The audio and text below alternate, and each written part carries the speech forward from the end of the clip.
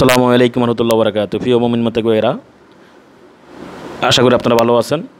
আপনাদের দোয়ার রহমতে বরকতে আল্লাহর কুদরতে আমিও ভালো আছি, আল্লাহর ফজল আমি ভালো আছি। তাই শুকরিয়া জানাই সেই মহান রবের কদমে, সকল আলহামদুলিল্লাহ রাব্বিল আলামিন। প্রিয় মুমিন মুত্তাকিরা, যারা আমল করবেন, ফরজগারে জীবনযাপন করবেন, পাঁচ ওয়াক্ত নামাজ আদায় করবেন, তাহাজ্জুদ নামাজ আদায় করবেন এবং রহমতের সময় তাহাজ্জুদ নামাজ রহমতের সময় আল্লাহ জিকির করবেন, আল্লাহকে ডাকাডাকি করবেন, আল্লাহর কাছে গুনাহ ক্ষমা চাইবেন এবং আপনি কী চাচ্ছেন সেটা বলবেন, আল্লাহর কাছে দয়া ভিক্ষা চাইবেন, ক্ষমা চাইবেন, গুনাহ ক্ষমা চাইবেন এবং আপনি কী চাচ্ছেন, মনে বাসনা কি সেটা বলবেন। তাহাজ্জুদ নামাজের সময় অনেক গুরুত্বপূর্ণ সময়। ওই সময় আল্লাহ সত্য আসমানের নিচে আসি দাঁড়াইয়া দেখে যে বান্দা কী চায়। শেষ সময়, শেষ রাত্রিতে সূরা মুজাম্মিলে পড়লে বুঝতে পারবেন। সূরা মুজাম্মিলের অর্থটা বুঝে দেখেন, আল্লাহ ওটাই বলতেছে। তো এখন কি করবেন, এখন আজকের ভিডিও হচ্ছে যারা ডিপ্রেশন ভুগছেন ও শত্রুতার শিকার হয়েছেন, যারা ডিপ্রেশনে ভুগছেন এবং শত্রুতার শিকার হয়েছেন তাদের জন্য তারা কি করবেন। ছোট্ট একটি সামান্য জিনিস বলতেছি।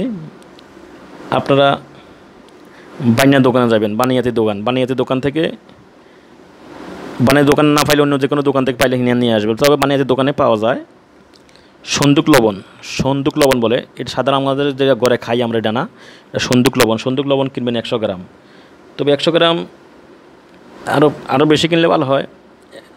আর যদি সাথে কিনে প্রতি সপ্তাহে একবার করবেন তো তখন তো কমপক্ষে তো 4 সপ্তাহ করতে হবে, তো 400 গ্রাম কিনলে হয় আর কি। একবারে লাগবে 100 গ্রাম, এক সপ্তাহে মানে একবার করবেন, প্রতি শনিবারে করবেন 100 গ্রাম। আমি একবারের জন্য বলতেছি, 100 গ্রাম সন্দুক লবণ কিনবেন, কিনে বাড়িতে চলে আসবেন।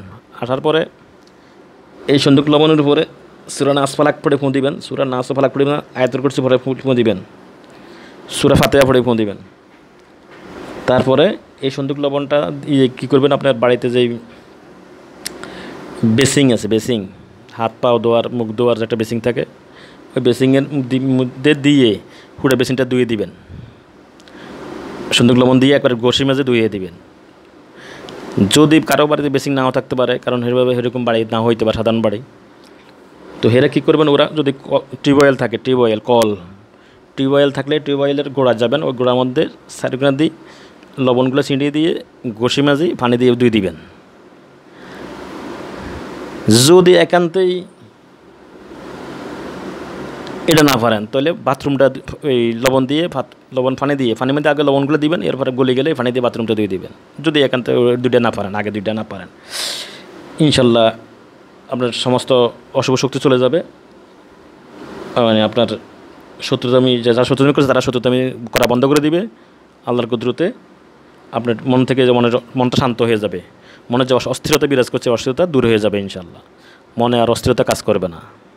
এগুলো সব নেগেটিভ এনার্জি, অশুভ আত্মা বা জিন জাদুর কারণেই হয়ে থাকে। তো আপনার জন্য এই কাজটা করবেন। এই কাজটার কারণে লবণের গুণাগুণ প্রচুর গুণাগুণ, লবণের বলে শেষ করা যাবে না। এই জন্য প্রত্যেকটা কাজে লবণ ব্যবহার করবেন।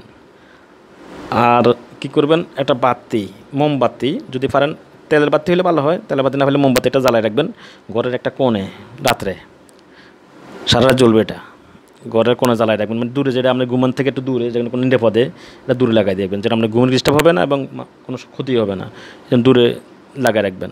এটা অনেক উপকার, যেটা বলে শেষ করা যাবে না, এখন বলার মতো সময় নেই। এটা গোপন বিষয় ব্যাধ আছে, এটা গোপন ব্যাধটা এখন এভাবে বলা যাবে না, মোবাইলে বলা যাবে না গোপন ব্যাধটা। এই জন্য বাতিটা জ্বালাই রাখবেন ইনশাল্লাহ। তো জ্বালাইলে উপকৃত হবে। অমাত হয়ে কিল্লে বিল্লাহ ওয়ানা লিল্লাহ ওয়ালা।